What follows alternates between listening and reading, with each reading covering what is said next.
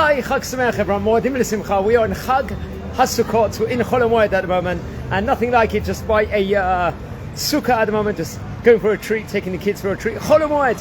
Now, I remember when we were around Pesach time, we spoke about the different, like, say, dinim and laws within regards to Chol HaMoed. Obviously, it's going to apply within regards to Pesach and Sukkot naturally. As the name implies, these days mix features of Chol, which is mundane, and Moed, which is festival. Now, there's various different halachic texts in of itself, which is going to speak within regards to the festival itself, where we learn about it. We know in the Mishnah Torah, respectively, in Hilchot Shebitat Yom Tov, it talks about it. Also in Shulchan Aruch, especially in Orach Chaim, it very much will deal with and grapple with the different laws within regards to, and other rabbinic sources will also educate within regards to Chol HaMoed in of its own right. So let's just explore a bit within regards to this magnanimous time period Chol HaMoed Sukkot is, just like it's for Pesach also, very, very important time to take kids for the outings. Now we know that, especially, we've spoken very much about Pesach before when it was Pesach time, but on Sukkot, Chol HaMoed consists of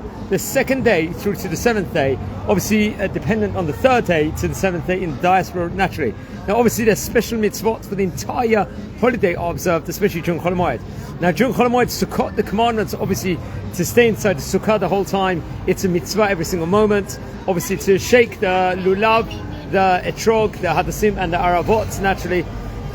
And there's also that unique day itself of Hoshana Rabbah, which naturally is going to be the seventh day of Sukkot. It's not a festival unto itself. It's still part of Chol HaMoed. This day is only on Sukkot, let's just say. Very interesting enough. So very, very interesting. Now there's different general concepts within regards to Chol HaMoed. Now on the weekdays during Chol HaMoed, obviously the usual restrictions that apply to the biblical Jewish holidays are more relaxed, but not entirely eliminated. For example, work that would normally be, let's say, prohibited on the festival would be allowed if it's to prevent a financial loss, or if it results, let's say, of the work are needed for the festival of itself. That's one of them. Now, work for public need is also going to be allowed. If one has the ability to take vacation from work without financial loss during these days, he should be required, let's just say, to do it.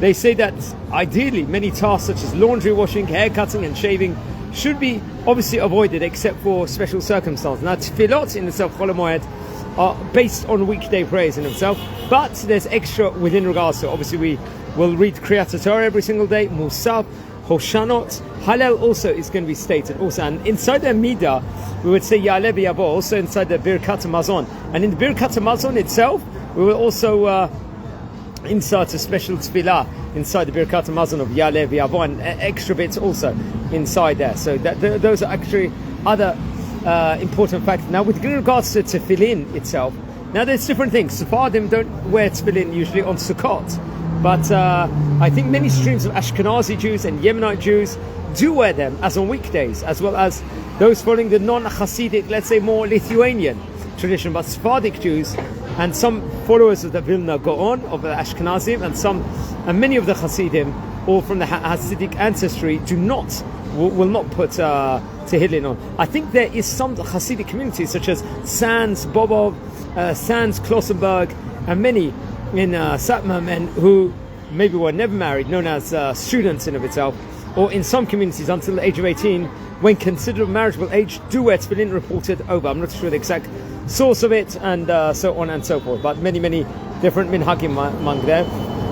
Now they say that among those who do wear the tefillin on Chol HaMoed, some omit or recite the blessings depending on one's ancestral custom. For example, most of those who wear tefillin would remove them, I think, on Chol HaMoed, remove them before Hallel at that point in time in the Shemona Esrei. So I've seen this myself, I think in England, if I'm not mistaken. But what an awesome time it is.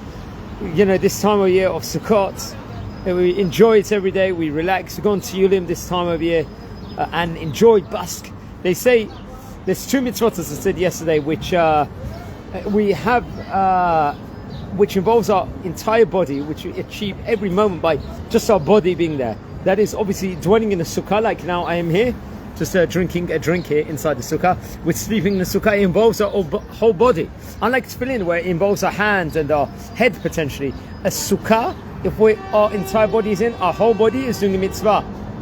And there's another concept of Yishuv Eretz Yisrael.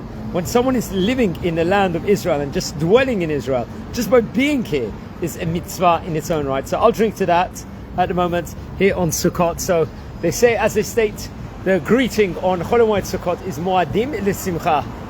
Obviously, we want to have happiness during this Moed time period in of itself. And a Chag Sameach also to everyone. And we're coming into Shabbat also tomorrow. Obviously, it's going to be Shabbat Chol HaMoed Sukkot. So I think on that note, friends, we're going to wish you a Shabbat Shalom Barach also. And enjoy, take care, and l'chaim. Enjoy.